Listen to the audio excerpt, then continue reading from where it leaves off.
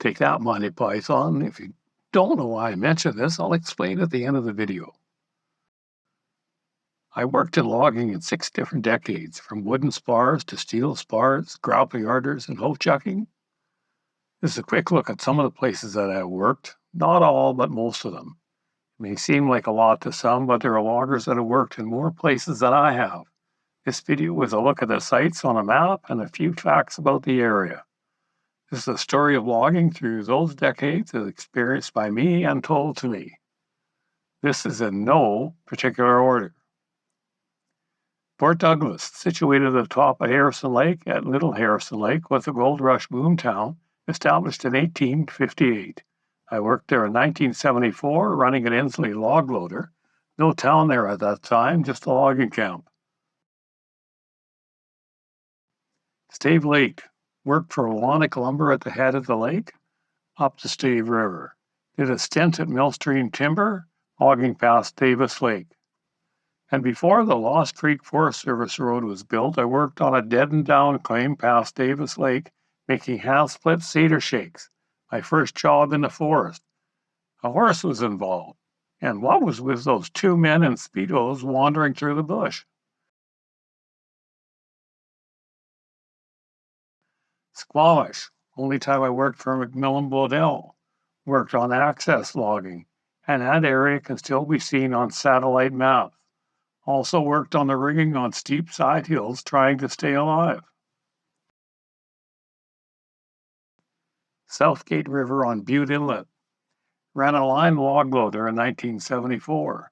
This area was the site of a huge slide in late November 2020.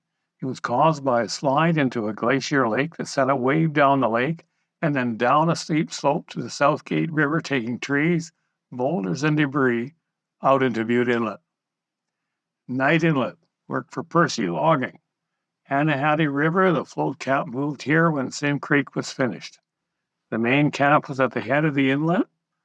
All the steel spars at Night Inlet were telescoping spars 120 feet tall. A glulam bridge was built to access timber on the other side of the Kleene River. The bridge was over 600 feet long with a clear span of just over 200 feet. Oh yes, a grizzly story at Sim Creek.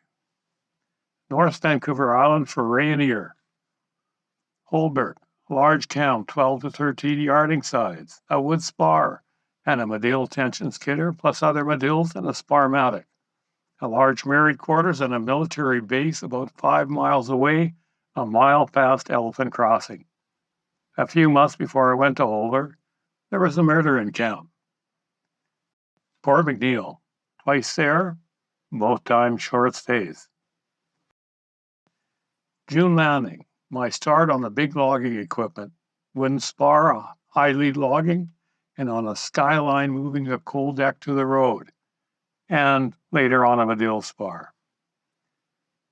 Cole Harbor, winter show for June Landing, used the whaling station bunkhouse and cookhouse.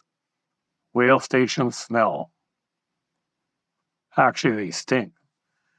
The Hatta River, my wife's first logging camp, fly-in or boat-in, no road access at that time.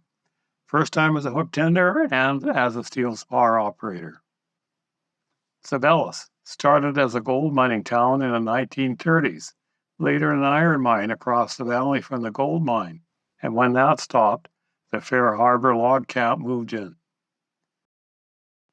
Gold River, no gold, large annual cut, town created when the pulp mill was built in the 1960s. Paper mill was built in the late 80s or early 90s, and both are now gone. Menzies Bay, last job, retired from here, though I returned twice.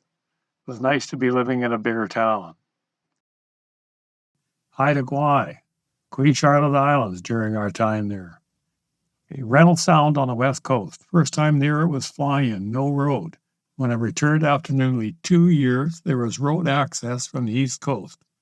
The area was prone to wild weather which created blowdown and landslides. Big Sitka spruce in some areas. Arrests in the forest in 1979. Davidson Creek, newly built nice logging camp, now a fishing lodge. Fly-in, had a novel way of yarding a long distance, and the Haida had a feast for the loggers. The reason I mentioned Monty Python at the start of the video is the Lumberjack song. If you don't know it, look it up on YouTube. There's also a German version, and even though I don't know German, it is still funny. Watch the English version first. The skit is hilarious.